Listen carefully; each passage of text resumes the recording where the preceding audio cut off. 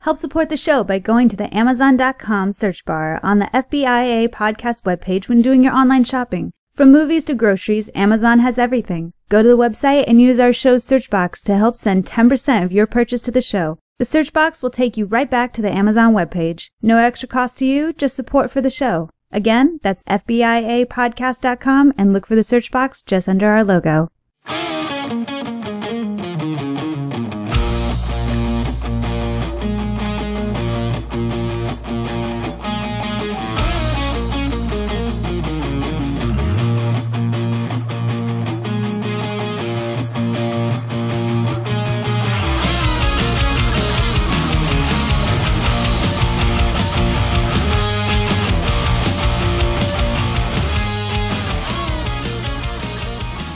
Hello, everybody, and welcome to the Football is America podcast with Ron and Kyle. I'm Ron.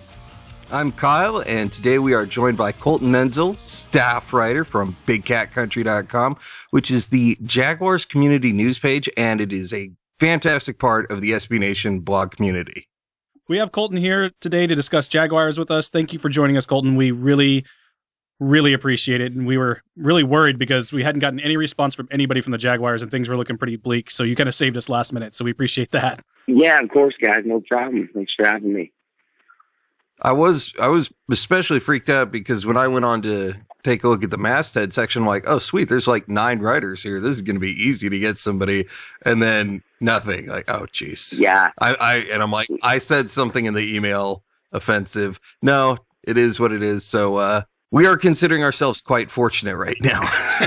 Well, I appreciate it. I mean, Alfie and Adam and Ryan Day really run the show over there. There's a lot of us that are kind of on that masthead that just kind of ride their coattails. So I think I'm definitely excited to be on here. I chime in with an article every once in a while, but those guys really run the show, and they do a great job at Big Cat Country.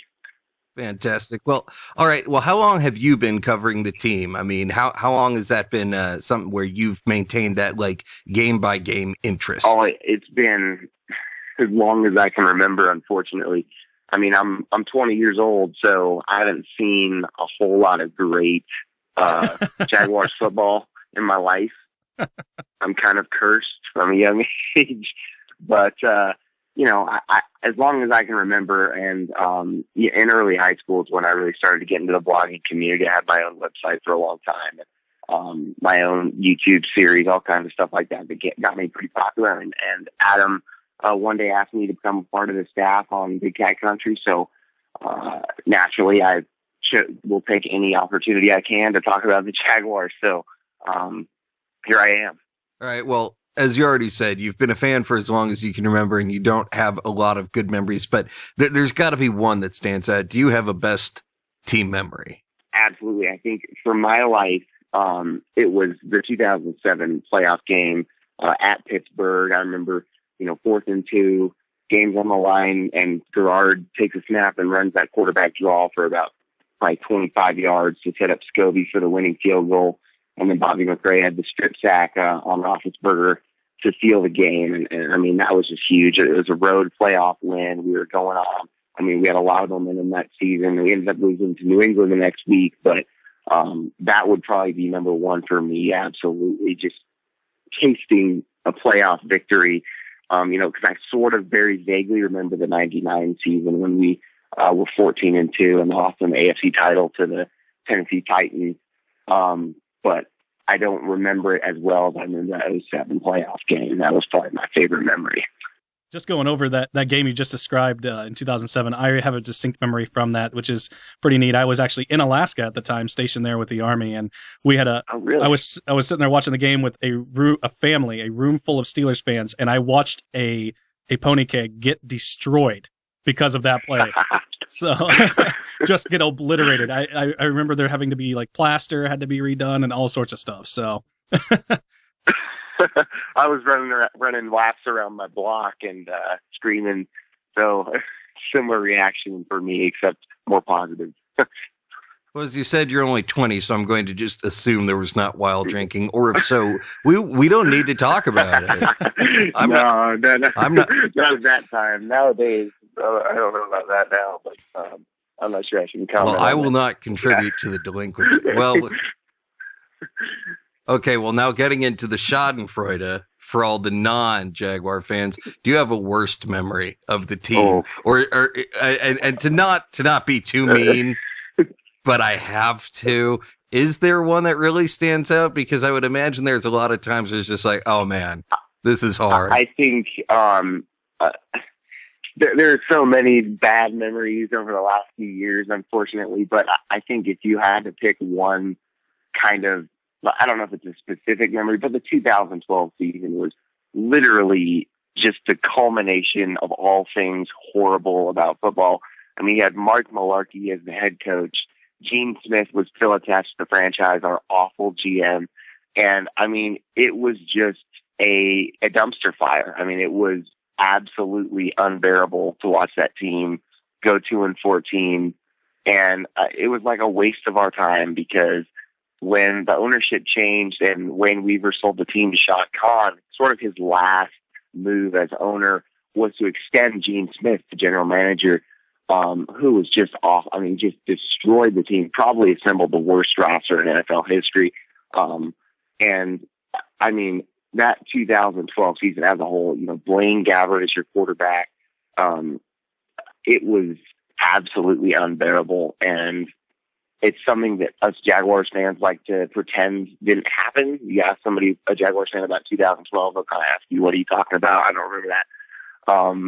But that would probably be the worst, memory for me. And I mean, there's been a lot of sad times throughout the years, but that one was just. And not to pile on, but I mean, you can pretend 2012 didn't happen, but you still have to get a result that's significantly better in 2013, 2014 was not that. And I think the reason, a good explanation for it is that Dave Caldwell really had to disassemble and reassemble the roster from the ground because of what a terrible, terrible job Gene Smith did when building his team.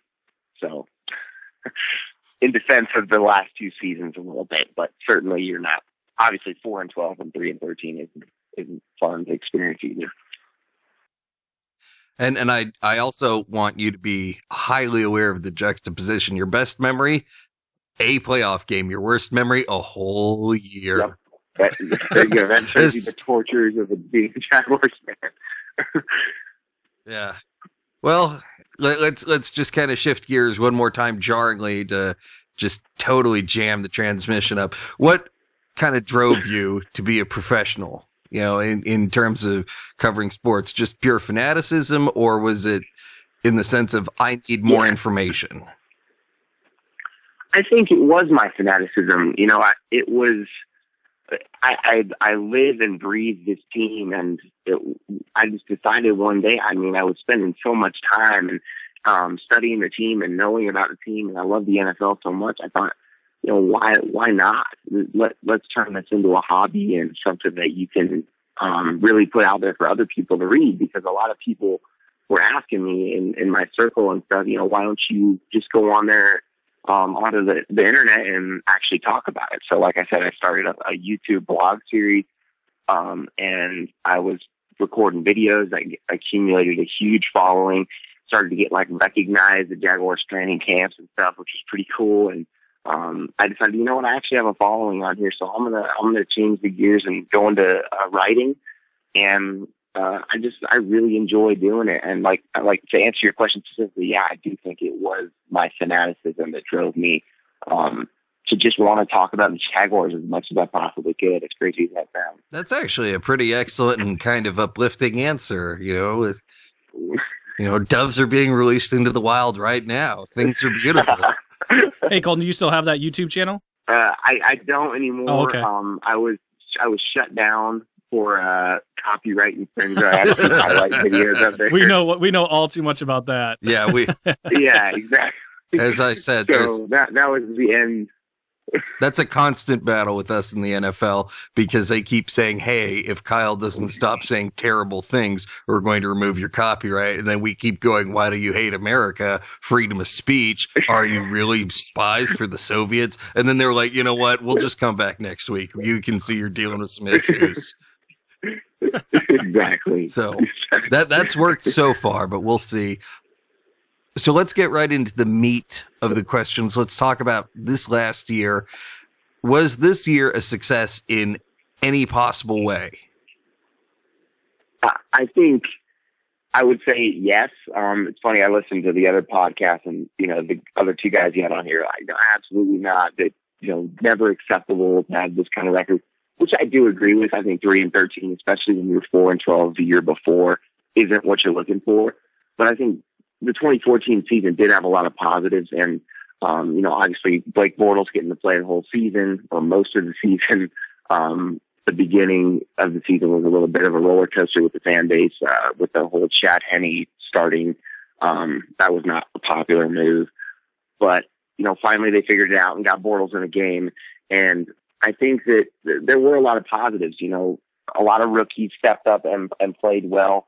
They played, I don't even know the number off the top of my head, but a lot of rookies. Obviously Bortles, you had Brandon Linder, a 3rd-round pick out of Miami, starting at guard. Luke Belenko, a 6th-round pick, starting at center. You had Marquise Lee, Alan Hearns, and Allen Robinson at wide receiver. Obviously, all 3 rookies, and those are probably our 3 most effective wide receivers. And then some Derek Marks, a defensive tackle. He's a free agent acquisition a couple of years ago. Really stepped up, had 8.5 sacks. Really should have been in the Pro Bowl, but was snubbed.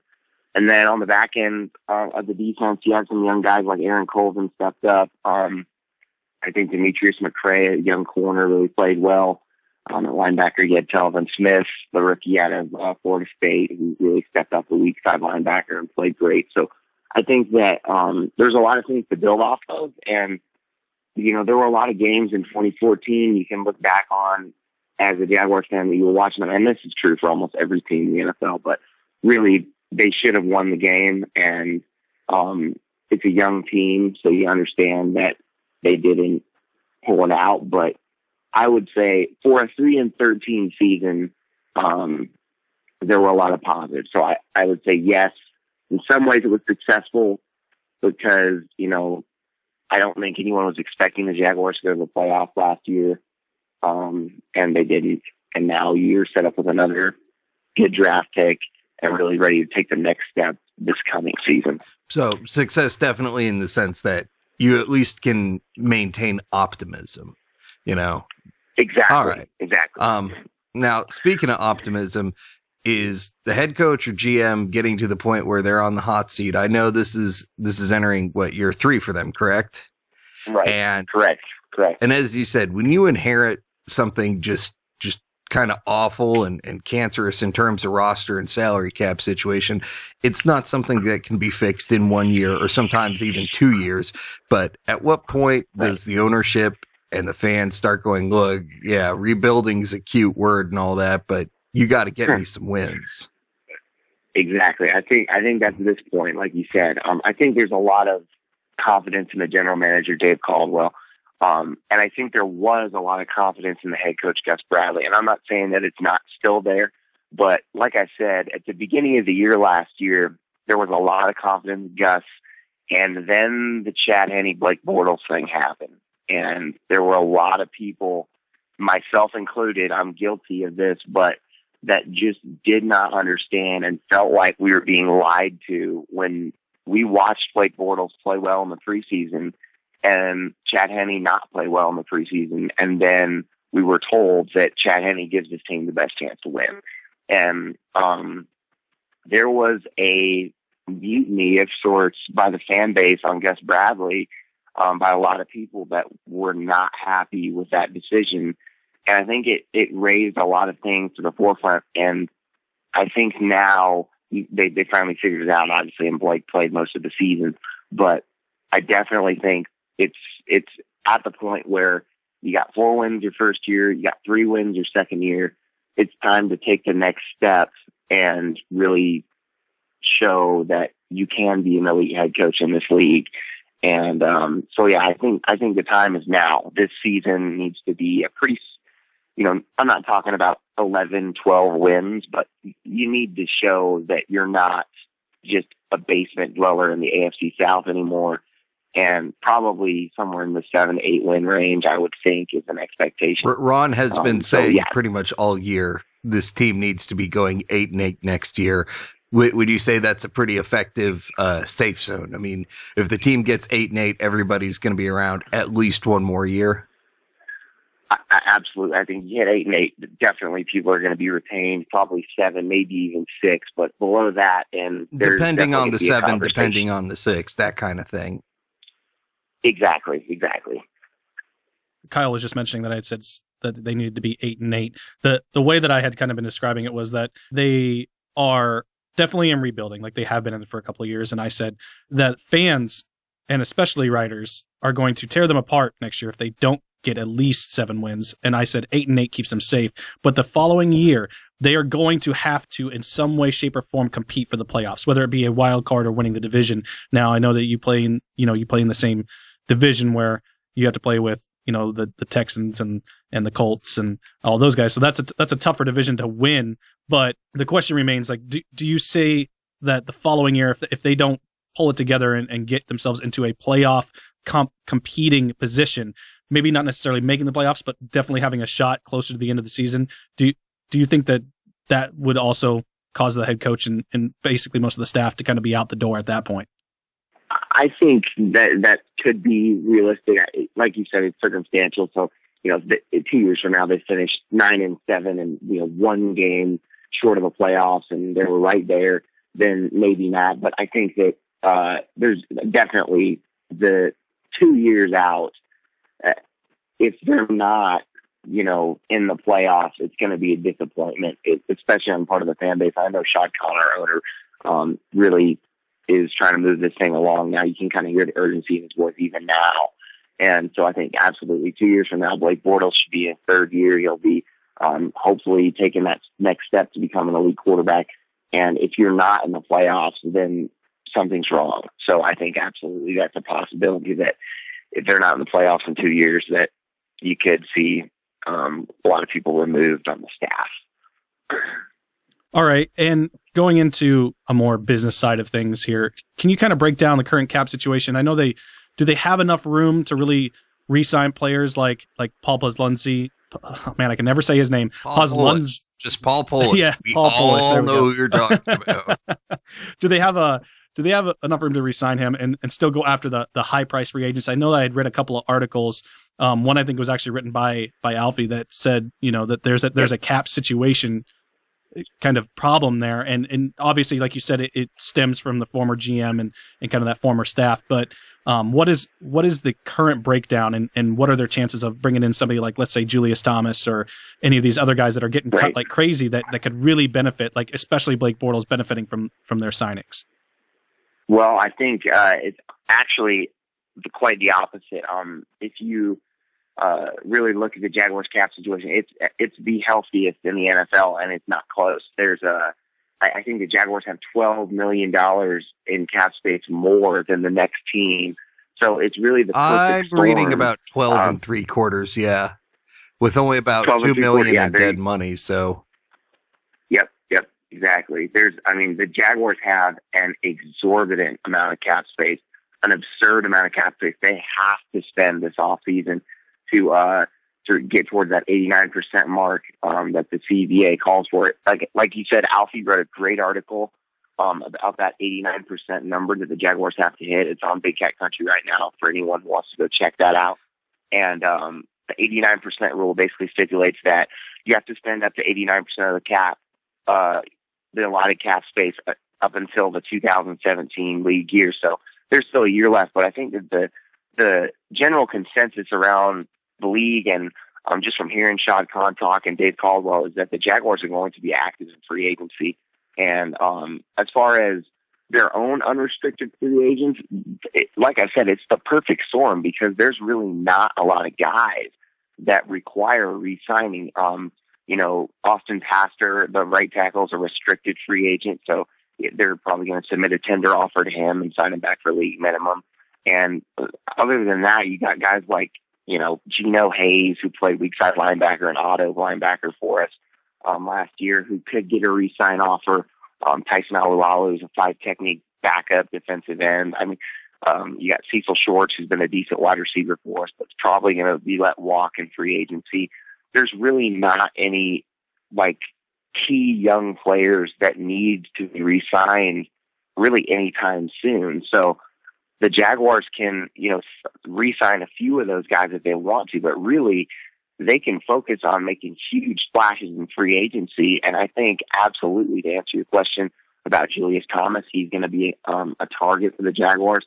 I think that they need to address the offensive line. So if a guy like Brian Balaga makes it into free agency out of Green Bay, he could be an option. I think that Randall Cobb, if he ends up testing the market, he can be an option. I think one that we've really been talking about a lot lately on Big Cat Country is Jason Worlds, the outside linebacker from Pittsburgh. And I think he's going to be a great candidate for that auto linebacker position in Gus Bradley's defense. And I don't see any reason why they wouldn't make a move at him. Even there's been a lot of rumors lately about Ndamukong Suh. I don't think that's one that I would expect them to seriously consider. They already have a pretty good 3 technique defensive end in Derek Marks and a lot of good young defensive linemen at the top of the draft. And if they end up with Leonard Williams or something like that, then I don't really see the need to pay out $100 million to a guy like Ndamukong Suh. But to just on a more basic level answer your question, and I can get into more of the Paul Posluszny situation and the Mercedes Lewis situation, guys that they have contracts but are making probably too much money.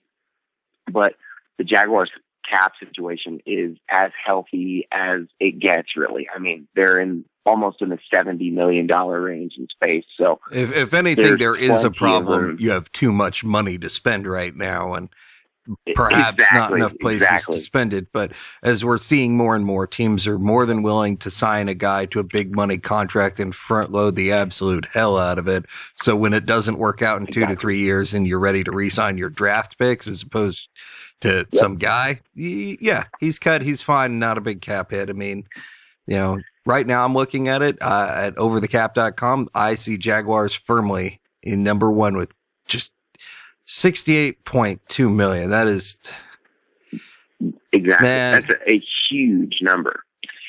Yep. You had brought up Paul Posluszny, and I kind of was wondering if you'd kind of read or heard what the official status is. I know he had that torn pectoral, and you have a really good defense there. Actually, I don't think your defense really ever comes out of the top 10, to be honest, at least not in the last few years.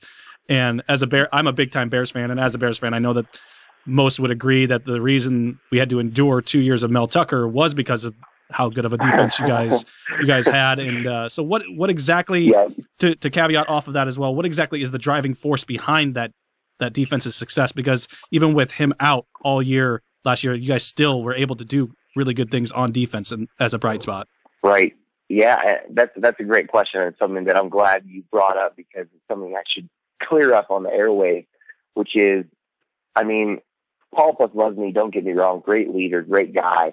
And he's been with the team for a while. He's been with us through the downs, but there's a great misconception around the league, I think, that Paul Posluszny is this great middle linebacker.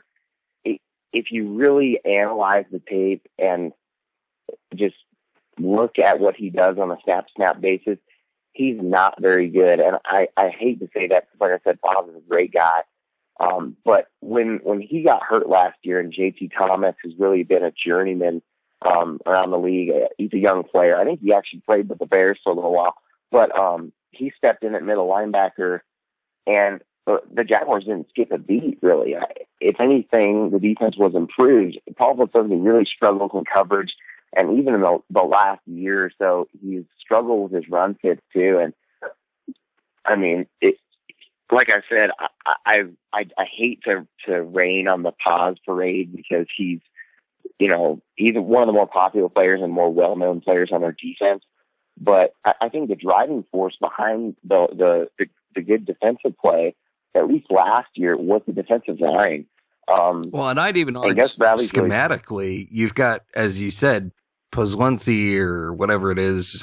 I'm not going to tongue tie myself that hard, but with him down, you're not missing a beat. That's largely just schematically. You've got something going to where the middle linebacker is just the guy who makes the tackle. It's all directed to him. Right. And when you've got an offense that isn't keeping the defense off of the field, you get a lot more opportunities than maybe you should have. So a lot of times you see a ridiculous amount of tackles for a talented player, sure, but you say, well, the offense isn't getting it done. He's getting way more opportunities. He's playing way more downs than the next guys. So exactly. I agree with that. They've been on the field a bunch the last few years. And, but to get back to the defensive line, I mean, they brought in Chris Clemens last year from Seattle. Ryan Davis is a great young player. And Derek Marks, like I already talked about, had an awesome year. And, I mean, they got after the passer for the first time in, since 10 years ago, probably even longer than that. The Jaguars have struggled with their pass rush forever. I mean, drafting guys like Derek Harvey, Clinton Groves. They've brought in, Hugh Douglas years ago to try to fix the pass rush. And none of it has worked really. And finally last year, I think the Jaguars were, sixth in sacks, number one in forced fumbles. I mean, they really got after the quarterback for the first time in a long time. And I think that really helped everybody else. And, I think that Gus Bradley, for a lot of the criticism he gets with the offense, that's really not his forte. And he's done a great job bringing in that cover 3 concept that he built up in Seattle and they still use in Seattle, and implemented it here. And it's really been effective. And the Jaguars were in a lot of games last year that they shouldn't have been in because of the defense. The defense stood up, and even the game against the Giants, the defense put the clamps down and allowed the biggest comeback in franchise history last year. So the defense is fine. And, like I said, to answer your question about Paul Pozlensi, I like Paz, but he's really not that good. And I think if you ask, I'm being light about it. If you had Alfie or someone else on the show, they would probably rip Paz a lot more than I am right now, because the educated Jaguars fan will tell you he's not all that.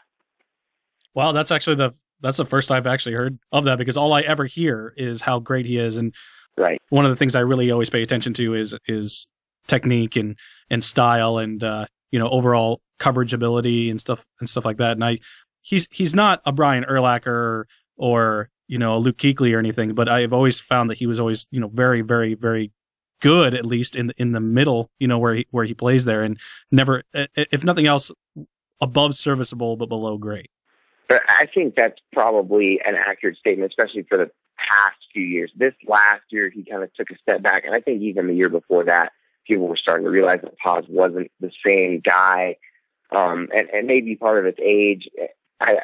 He's 30 years old now, so he's certainly not the same linebacker he used to be, but he's just, like you said, he's a serviceable player, and that level of play does not warrant the contract that he has, which is, I think his cap hit is somewhere in the $8.5 million range, which is a big, big number. I mean, that's a DeMarcus Ware, pass rushing linebacker type cap hit, and that's not the impact that Paz has on the game. That's why I think he's a guy that gets brought up when you talk about potential surprise cuts coming up this season. And Mercedes Lewis is another guy because of his cap hit.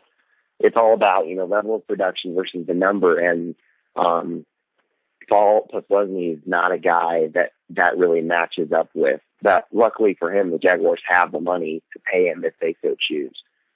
All right, let's change gears again, as we're doing all the time in this interview, apparently. Let's get right to the meat of fun times and talk offense and quarterback.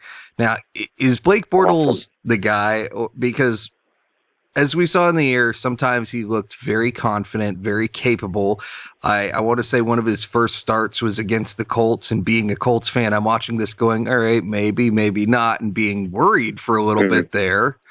And then later in the year, I started calling him Blaine Gabbert 2.0 because sometimes he'd make decisions that, it's possible.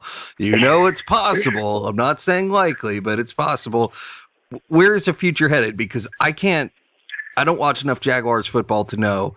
I've seen things that make me think he can be worth a first round pick, and I've seen things to make me think this will be just another, page in the story of why did we do this? Right. Well, the first thing I would say is we don't use the BG word. Number 11, that guy who used to play quarterback for us, he's gone. So I'm pretty sure I don't really know who you're talking about. But I think that the jury is still out on Bortles, obviously. I mean, he's a second-year player, but I think internally, obviously I'm biased, and so are all the Jaguars fans. Well, obviously you want him to work. Exactly. And when you take a quarterback perspective.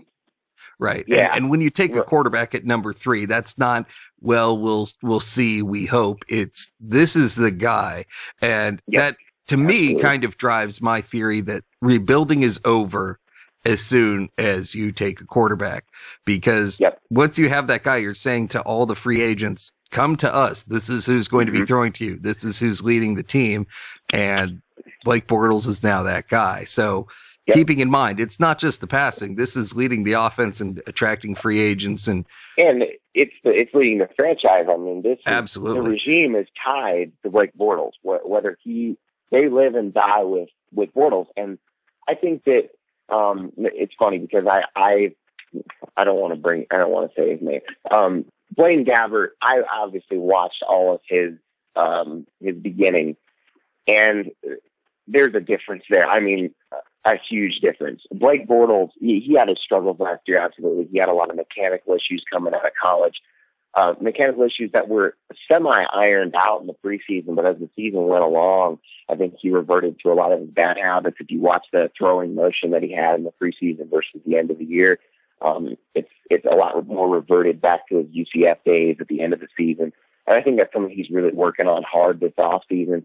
But I mean, Blaine Gabbert was so bad. It's tough to even fathom a quarterback ever playing that bad again for us. But I think Bortles, he's a great athlete.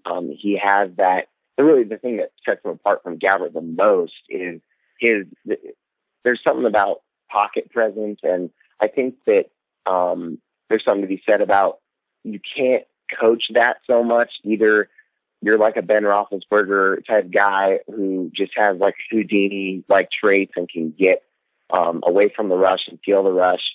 And Bortles has that. He did get sacked a lot last year. He got sacked way too much, I think 70 times.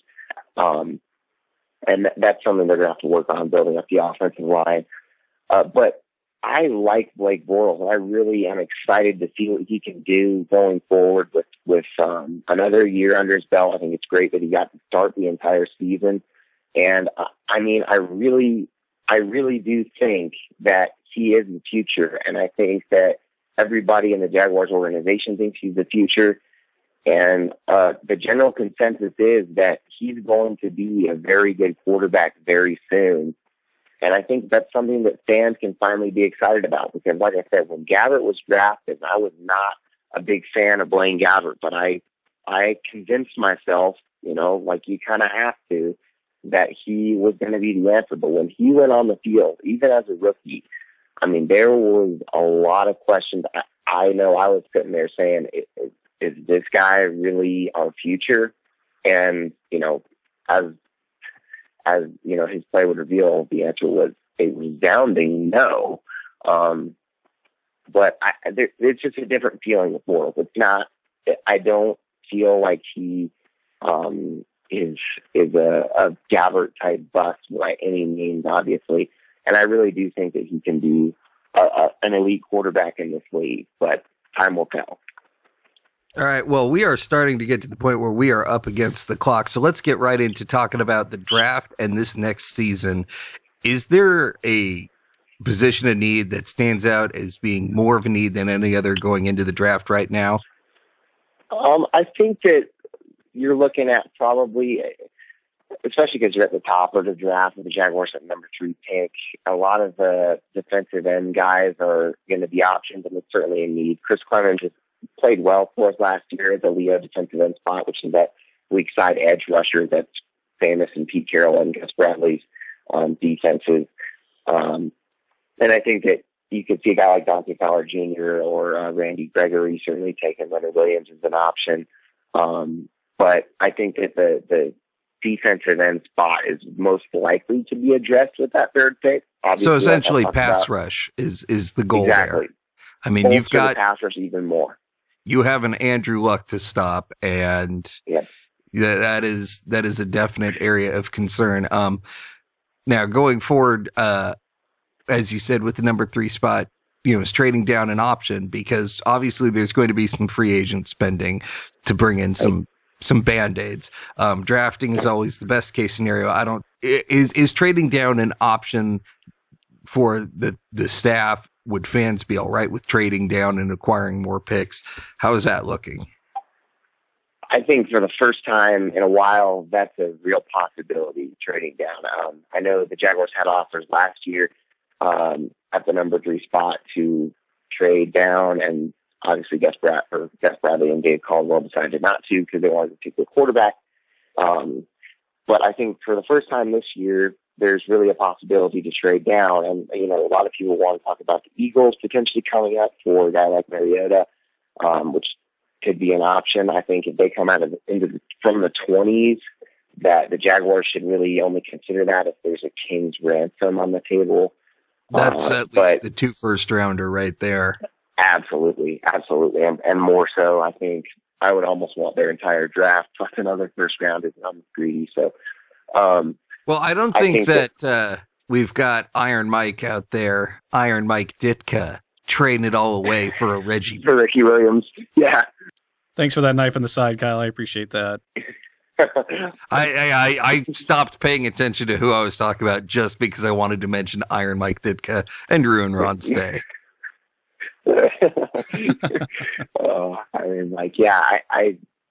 don't think so either, but a guy can dream, I guess. I think that, like you said, that they're going to bring in some free agents and really take the best offer on the table in the draft, whether that's to just take the guy at 3 or if there's a great trade on the table that you can't pass up, they'll go ahead and make that move. So it'll be interesting to see what happens on draft day. For the first time, there's a definite possibility they could trade down.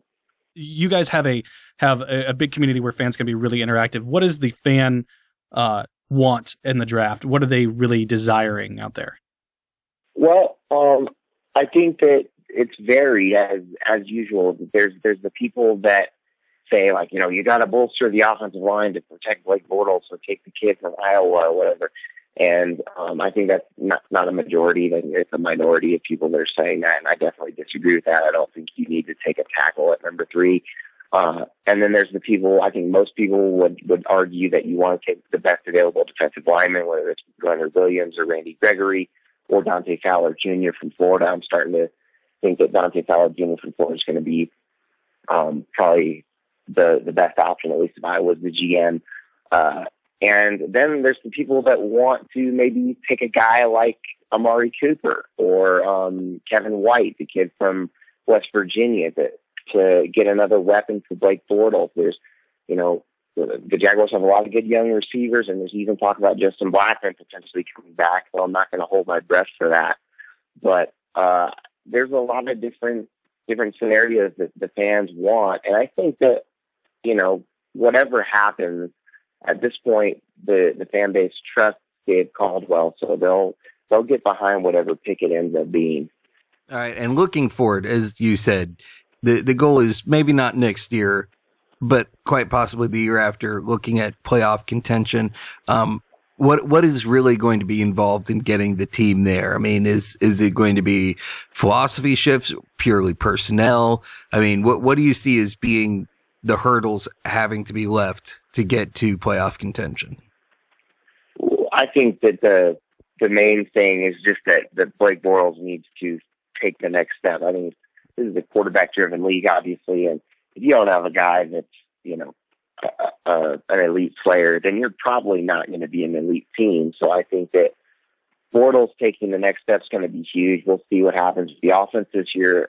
They fired Jed Fish, the offensive coordinator, last year, brought in Greg Olson, which was not a popular hire among the fan base. He was the offensive coordinator for the Raiders last year. And I think that Dave Caldwell hired him because he has experience with young quarterbacks like Josh Freeman and Derek Carr, but he was not a popular hire, so it'll be interesting to see how his development continues. But I think the main thing, like I said, is just Bortles taking the next step, and they're going to bring in some big-time free agents to fill these gaps and continuing to develop their draft picks. And if the plan works as they draw it up, then in a couple of years, you should see the Jaguars as a serious contender in the NFL.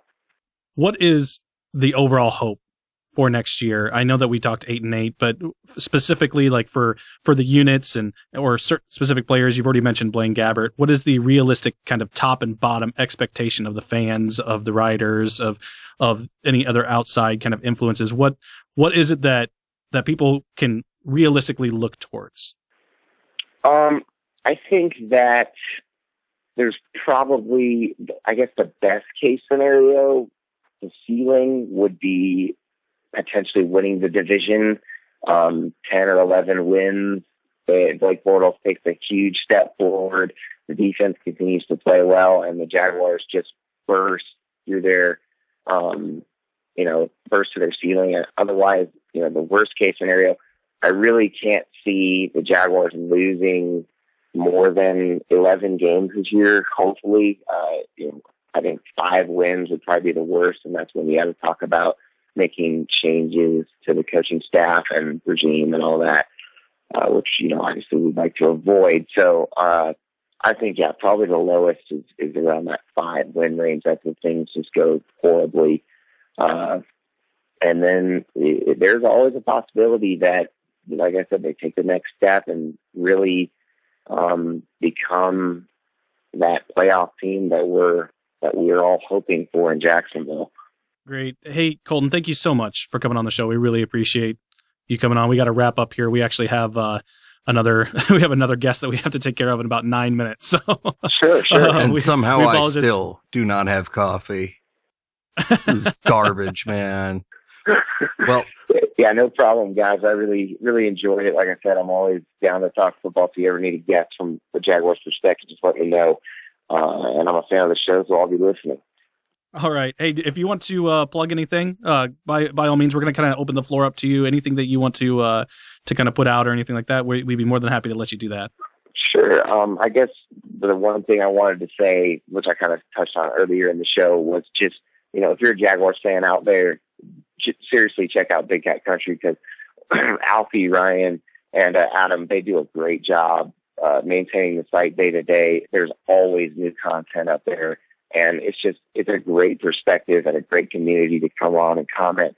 And like I said, those guys just do a fantastic job. And so if you're a Jaguars fan, definitely something you got to go look at. I really think we have the best staff on SB Nation, and I think the best site as far as keeping things up to date and new perspectives and all that. So seriously, go check out bigcatcountry.com. And I guess the only other thing I wanted to say was, thanks for having me on the show, guys. Really enjoyed it. Colton Menzel, Big Cat Country, thank you so much. As he said, fans and non-fans alike, sound smart. Let them do the research for you. I don't have to know anything because I can just go look at Big Cat Country. Makes things easier. So win your next bar debate about the Jaguars. Take a look. Thanks again, Colton. What's your Twitter handle again, so we can kind of put that out there for everybody? Yeah, sure. It's at Colton Football. Outstanding, and we will make sure that we of course put all that out there for you again, and everybody will be able to check that on the webpage, on the Facebook, and on the Twitter. We're gonna put everything out there. So the Twitter. Yes, I'm old and I say the Facebook. That's right. I come from a time long before there was internet. No, when interviews you come from a be done state with an answering long machine. before internet. Even now, in 2015, it's like 1994 in Iowa. Thank you, Kyle. It's a time paradox. It's the core, really. Thanks again, Colton. We really appreciate it. Of course. Thanks, guys, and go Jaguars.